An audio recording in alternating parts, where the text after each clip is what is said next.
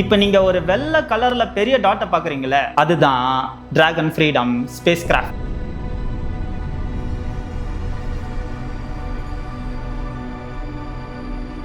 இந்த ரெக்கவரி கேப்சியூல்ல தான் சுனிதா வில்லியம்ஸும் புட்ச் வில்மோரும் பூமிக்கு திரும்பி வந்துட்டு இருக்காங்க. டிராகன் ஃப்ரீடம் பூமியோட அட்மாஸ்பியருக்குள்ள என்டர் ஆன பிறகு நமக்கு கிடைச்ச முதல் ஃபுட்டேஜும் இதுதான். இந்த ஃபுட்டேஜ் நாசாக்கு கிடைக்கும் போது ஒரு முக்கியமான ஸ்டேஜ்ல டிராகன் ஃப்ரீடம் இருந்துச்சு.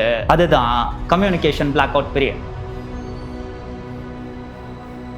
இந்த ஸ்டேஜ் ஏன் ரொம்ப முக்கியம்னா, இந்த டைம் பீரியட்ல அந்த கேப்சியூலோட மொத்த கம்யூனிகேஷன் சிஸ்டமும் பிளாக் அவுட் ஆயிடும். நாசாவோட மிஷன் கண்ட்ரோல் டீமாலையும் சரி, ரெக்கவரி டீமாலையும் சரி, எந்த கம்யூனிகேஷனுமே இந்த கேப்சியூலோட வச்சுக்க முடியாது. அந்த வெஹிக்கிள்க்கு எந்த எக்ஸ்டர்னல் கமாண்டிங்கும் கொடுக்க முடியாது, வாய்ஸ் கமாண்ட்ஸும் கொடுக்க முடியாது. வெறும் 8 நாள் மிஷன் ஸ்பேஸ் ஸ்டேஷனுக்கு போன ஆஸ்ட்ரோநாட்ஸ் டெக்னிக்கல் இஷ்யூஸ்னால அதே ISSல மாட்டிக்கிட்டு 9 மாசம் கழிச்சு இப்பதான் பூமிக்கு திரும்பிட்டு இருக்காங்க. மார்ச் 18ஆம் தேதி நேரம் அப்ராக்சிமேட்டா மதியானம் 2:45 மணி இருக்கும். நான் சொல்றது IST இல்ல, இந்தியன் ஸ்டாண்டர்ட் டைம் இல்ல, பசிபிக் டைம். பசிபிக் டைம்ல அங்க மதியானம் 2:45, இங்க இந்தியால விடிய காத்தால 3:15 வச்சுக்கோங்க. சரி, மதியானம் 2:45 தான் இந்த கேப்சியூல் உலகத்தோட அட்மாஸ்பியருக்குள்ள வருதுன்னா அப்புறம் ஏன் இந்த காட்சி பார்க்கிறதுக்கு இருட்டா இருக்குன்னு கேட்டீங்கன்னா, இந்த கேப்சியூலை ஒழுங்கா கேமரால ட்ராக் பண்ணுன்றதுக்காகவே, கேப்சர் பண்ணுன்றதுக்காகவே அந்த மாதிரி செட்டிங்ஸை வச்சிருக்காங்க இன்ஜினியர்ஸ். இந்த கேப்சியூலை எதை வச்சு படம் பிடிக்கிறாங்கன்னா, WB-57 அப்படின்ற நாசாவோட ஹை ஆல்டிடியூட் பிளேனை வச்சுதான் இந்த கேப்சியூலையே படம் பிடிக்கிறாங்க. இந்த பிளேனால 60,000 அடி வரைக்கும் பறக்க முடியுமா. சோ அந்த பிளேன்ல கேமராவை பொருத்தி தான் லைவா இந்த கேப்சியூலை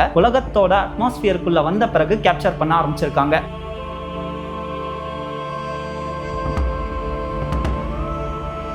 நான் ஏற்கனவே சொன்ன மாதிரி இப்போ இந்த கேப்சியூல் பிளாக் அவுட் பீரியட்ல தான் இருக்கு. யூசுவலா எந்த ஒரு ஆப்ஜெக்ட் உலகத்தோட ஆர்பிட்குள்ள, உலகத்தோட அட்மாஸ்பியருக்குள்ள நுழைஞ்சாலும் அந்த ஆப்ஜெக்ட் மிக வேகமா பயணிக்க ஆரம்பிக்கும். எந்த அளவுக்கு வேகம்னா, இங்க ஆர்பிட்டல் வெலாசிட்டி 17,500 மைல்ஸ் பெர் ஹவர்னு சொல்றாங்க. அவ்வளவு வேகமா ஒரு ஆப்ஜெக்ட் உலகத்தோட அட்மாஸ்பியருக்குள்ள வரும்போது என்ன ஆகும், இங்க அட்மாஸ்பியர்ல இருக்க காத்தோடைய, எக்ஸிஸ்டிங் கேசஸோடைய அந்த ஆப்ஜெக்ட் வராய ஆரம்பிக்கும். சோ அந்த ஆப்ஜெக்ட்டை சுத்தி இருக்க காத்து பயங்கரமா கம்ப்ரஸ் ஆகி எக்ஸ்ட்ரீம் ஹீட்டையும் டெம்பரேச்சரையும் ப்ரொடியூஸ் பண்ண ஆரம்பிக்கும். இந்த எக்ஸ்ட்ரீம் ஹீட்னாலேயே இந்த ஆப்ஜெக்ட்டை சுத்தி இருக்க கேசஸ்லயும் ஏர் மாலிக்யூல்ஸ்லயும் இருக்க எலக்ட்ரான்ஸ் பிச்சு எரியப்படும். அப்போ அந்த ஏர் மாலிக்யூல்ஸ் பிளாஸ்மா ஸ்டேட்டுக்கு போகும்.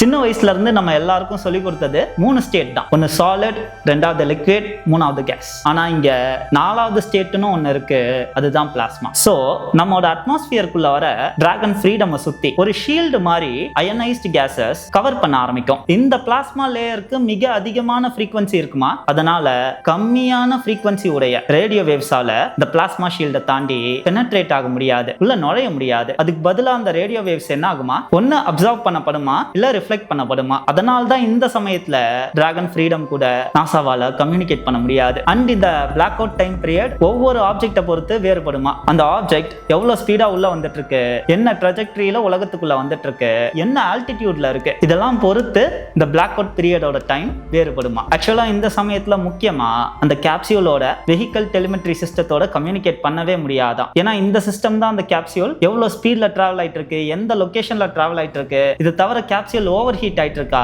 இல்ல கேப்சியூலுக்குள்ள வேற ஏதாவது பிரச்சனை இருக்கா அப்படின்ற டேட்டா எல்லாத்தையும் மிஷன் கண்ட்ரோல் டீமுக்கு அனுப்புற ஒரு சிஸ்டம். பட் இந்த சிஸ்டத்தோடையும் பிளாக் அவுட் பீரியட்ல கம்யூனிகேட் பண்ண முடியாதான். டிராகன் ஃப்ரீடமோட பிளாக் அவுட் பீரியட் எவ்வளவுன்னு சொல்றாங்கன்னா அப்ராக்சிமேட்டா 7 நிமிஷம். இந்த பிளாக் அவுட் பீரியட் முடிஞ்ச பிறகு முக்கியமா 2 ஈவென்ட்ஸ் நடக்கும். என்னன்னா, அந்த க்ரூவால மிஷன் கண்ட்ரோல் டீமோட கம்யூனிகேட் பண்ண முடியும். அண்ட் இந்த பிளாக் அவுட் பீரியட் முடியும் போது இந்த கேப்சியூலோட ஸ்பீடும் கம்மியாயிருக்கும். 17,500 மைல்ஸ் பெர் ஹவர்ல இந்த கேப்சியூல் உலகத்தோட அட்மாஸ்பியர் வந்துச்சுன்னு சொன்னல. அப்ப அந்த கேப்சியூலை சுத்தி 3500 டிகிரி ஃபாரன்ஹீட் இருக்குமா. என்னதான் எக்ஸ்டர்னல் கம்யூனிகேஷன் இல்லனாலும் டிராகன் ஃப்ரீடம் தன்னாலேயே இந்த ஸ்டேஜை கண்ட்ரோல் பண்ணிக்கக்கூடிய திறன் படைத்ததான். அதனால டிராகன் ஃப்ரீடம் என்ன பண்ணுமா, இந்த ஸ்டேஜ்ல கொஞ்சம் கொஞ்சமா இந்த கேப்சியூலோட ஸ்பீடை கம்மி பண்ணுமா. கிட்டத்தட்ட 17,500 மைல்ஸ் பெர் ஹவர்ல இருந்து 350 மைல்ஸ் பெர் ஹவருக்கு அதோட ஸ்பீடை குறைக்குமா. அந்த ஸ்பீடு குறைஞ்சதுனால தான் கேப்சியூலை சுத்தி உங்களால இப்போ இந்த பிளாஸ்மா ஃபார்மேஷனை பார்க்க முடியாது. ஒன்ஸ் அந்த capsule 350 miles per hour reach ஆயிடுச்சுன்னா அதற்கு பிறகு பாராசூட்ஸ் டிப்ளாய் ஆக ஆரம்பிக்குமா. பாராசூட்ஸ் டிப்ளாய் ஆன உடனே அந்த கேப்சியூலோட ஸ்பீடு இன்னும் டிராஸ்டிக்கா கம்மியாகி 190 மைல்ஸ் பெர் ஹவருக்கு அந்த கேப்சியூல் டிராவல் ஆயிட்டு இருக்குமா.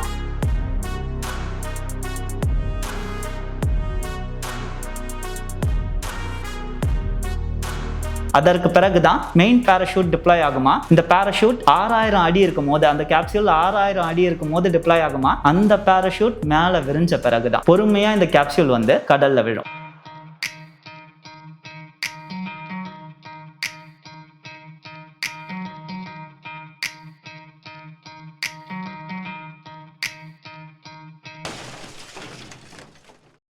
எங்க இந்த கேப்சூல் விழுந்துச்சுன்னா மதியானம் 2:57க்கு புளோரிடால இருக்க கோஸ்ட்ல வந்து விழுந்திருக்கு. அதற்கு பிறகு ரெஸ்கியூ டீம் ஃபாஸ்ட் போட்ஸ்ல வந்து அந்த கேப்சூலை நல்லா டெஸ்ட் பண்ணி சேஃப்டி மெஷர்ஸ்லாம் எடுத்து அதற்கு பிறகு அந்த கேப்சூலை ஒரு பெரிய கப்பல்ல ஏத்துனாங்க. அந்த பெரிய கப்பல்ல கேப்சூலை ஏத்தின பிறகுதான் அதுல இருந்த ஆஸ்ட்ரோநாட்ஸ் எல்லாம் ரெக்கவர் செய்யப்பட்டாங்க. இந்த ரெக்கவரி மிஷன் சயின்ஸ் உலகத்துல ஒரு மிகப்பெரிய அச்சீவ்மெண்டா பார்க்கப்படுது. கூடிய சீக்கிரமே உங்களை வேற ஒரு வீடியோல வந்து சந்திக்கிறேன். நன்றி, வணக்கம். You could try to play, but you're never gonna beat me. Look the other way, what I'm doing ain't easy. Bloody hands stained from the people who deceive me. Muddy hands break through the chains, go free me. Looking for change, looking for pain. Pulling a mob, pushing a train. I'll never stop, stick to a lane. Pick up the pieces and go rearrange. I'll be the best above all the rest, put me to the test.